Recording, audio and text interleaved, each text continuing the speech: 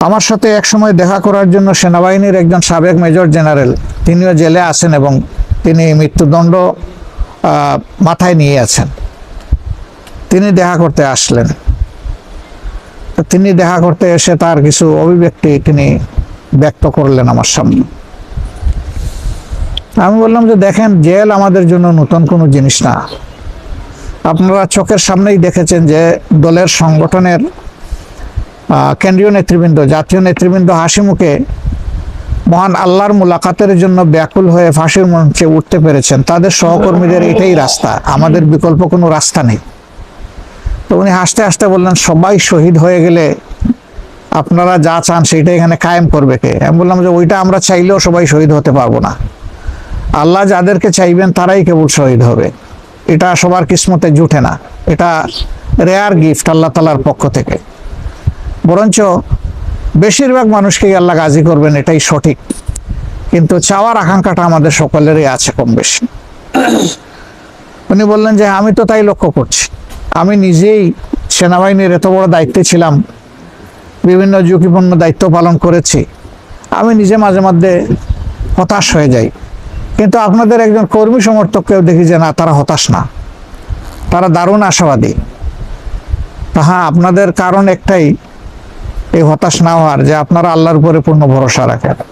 আমি বললাম যে চেষ্টা করি, কতটুকু রাখতে পারি আল্লাহই ভালো জানে, কিন্তু আমরা চেষ্টা করি। সম্মানিত ভাইয়েরা, এবারকার জেলে থাকাকালীন অবস্থায় যেহেতু 28 অক্টোবর আগের পরের অনেকগুলা ঘটনা ঘটার কারণে বিপুল সংখ্যক বিরোধী রাজনৈতিক নেতাকর্মীকে জেলে যেতে হয়েছে। এবারকার পালায় আমাদের লোক কম ছিল, অন্য দলের লোক বেশি ছিল। কিন্তু আমাদের লোকগুলা যখনই ঢুকেছে, তখন আগের থেকে যারা সেখানে ছিলেন তারা তাদের জন্য তেমনভাবে এগিয়ে এসেছেন যে তাদের কষ্টের 3 ভাগের 2 ভাগ তারা নিজের জন্য নিয়ে নিছে, আর 1 ভাগ শুধু নতুন বন্দীদের রেখেছে। ফলে ওরা জেলের পুরা কষ্টটা সেখানে অনুভব করেনি। কিন্তু আরেকটা সংগঠনের যারা গেছে, কেউ হয়তো একটা প্যান্ট, একটা গায়ের জামা পরে চলে গেছে, তাকে এই অবস্থায় 15 দিন 20 দিন থাকতে হয়েছে। তাদের খোঁজ নেওয়ার কেউ নাই। আমাদের কানে এই খবরটা এসেছে একটু দেরিতে। যখন এসেছে তখন আমরা বলেছি যে কারো যদি 2টা থাকে 1টা দিয়ে দাও, 3টা থাকে 1টা দিয়ে দাও, 4টা থাকে 2টা দিয়ে দাও। এরাও মানুষ এবং কারণটা এখন কমন, তোমরা তাদেরকে সাহায্য করো। আলহামদুলিল্লাহ, আমাদের ভাইয়েরা সেইভাবেই শেয়ার করেছে। কিন্তু তাদের যে সমস্ত নেতৃবৃন্দ আমাদের সাথে ছিলেন জেলে, আমি অবাক হয়ে গেলাম যে আমরা বের হয়ে আমাদের কর্মীদের কিভাবে খোঁজ নিব, আমাদের জান ছটফট করত।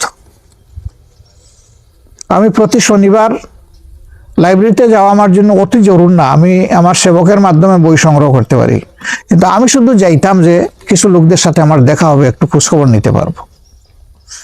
তারা বিল্ডিং থেকে বের হতো না, হাঁটাহাঁটি করতো বিল্ডিং এর বাউন্ডারির ভিতরে। তা আমি একদিন বললাম যে ভাই, এবার তো আপনাদের শত শত কর্মী এখানে এসেছে, তাদের একটু খোঁজখবর নিলে তো ভালো হয়, আপনারা একটু বের হন না কেন? কয় ভাই আমরা ভয় পাই। আমি কি ভয় পান? কয় যে একজন এসে পায়ে পড়বে, একজন জড়াইয়া ধরবে, কান্নাকাটি করবে, সবাই তো রিক্ত হস্ত, সবাই টাকা পয়সা চাইবে, আমরা কি করবো? আমি বললাম অবশ্যই আপনাদের দায়িত্ব, সবাই যদি জড়াইয়া ধরে কান্নাকাটি করে তাদেরকে সান্ত্বনা দেওয়া এবং তাদেরকে সঙ্গত সহযোগিতা করা আপনাদের দায়িত্ব। কয় ভাই এটা তো পারবো না। তাইলে কেন লোকদেরকে রাস্তায় নামান আপনারা? যদি আপনাদের ডাকে লোকেরা রাস্তায় নামে, তাহলে আপনাদের দায়িত্ব আছে লোকদের বিপদের সময় পাশে দাঁড়ানো। আলহামদুলিল্লাহ, এখানেই ডিফারেন্স। আমি আগেই বলেছি যে 3 ভাগের 2 ভাগ আমাদের আগের থেকে অবস্থান যারা করতেন তারা নিয়ে নিতেন নিজেদের ঘাড়ে, আর 1 ভাগ নতুন ভাইদের জন্য রাখতেন। ফলে জেলের পুরা কষ্ট তারা অনুভব করেন না। তো এটা আল্লাহর মেহেরবানি।